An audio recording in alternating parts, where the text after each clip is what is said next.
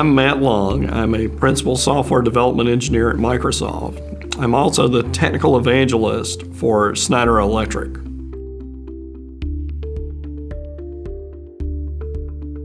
Digital disruption is kind of a concept of an evolutionary change.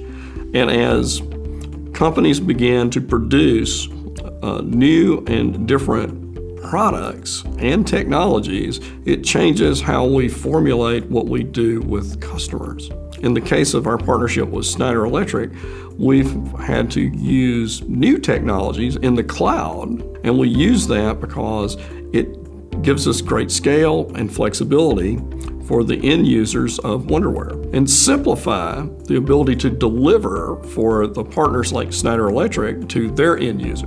Most of it has to do with how the systems are architected in order to deliver the solution.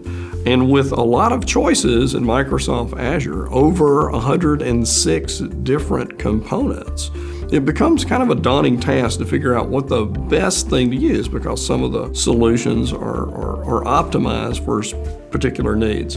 And for IoT companies, it revolves around a couple of sets of things that are kind of interesting. One is what's actually out there in the field, and they want to enable what they currently have so that they can get more information out of it and do analytics on it and provide more value.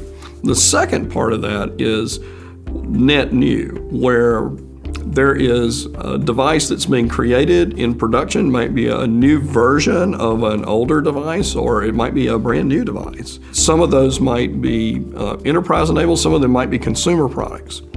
And the behavior of that is actually different.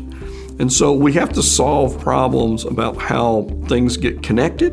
And at the end of the day, it's the analytics behind the solution that actually add most of the value to it. The tools that we have in the Cortana Analytics Suite at Microsoft that Schneider Electric currently uses help you go through an enormous amount of data to get down to the points that actually make sense, that create action. So we have to use an array of analytical tools to try to get to the value and unlock that from these large data sources that are coming in. So as this voluminous data is being produced by many devices, millions of devices, this data needs to be analyzed. We can use machine learning to determine what the behavior of those devices are, when they might fail, when they're efficient, if they might have a property that needs to be remediated at some point, and determine very discreetly what might need to happen. So we model what's happening by the data that's coming in, and once we have a model of the behavior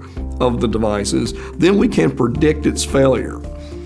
And by doing that, we can unlock all kinds of value in efficiencies and optimizations for the end customer. With machine learning, we can look at the failure mechanisms. And I think that that's an interesting way to look at the world, be able to predict something that's going to happen through that. Now, Wonderware currently uses Azure Machine Learning to do that. And when they make a detection of a failure, they create an alert, and they send that directly in the form of a text message to the user that needs to know about it, right? And this connection of the right data at the right place at the right time to enable somebody to remediate a problem is one of the things that Wonderware has been able to do with some of the Microsoft tools that are behind that.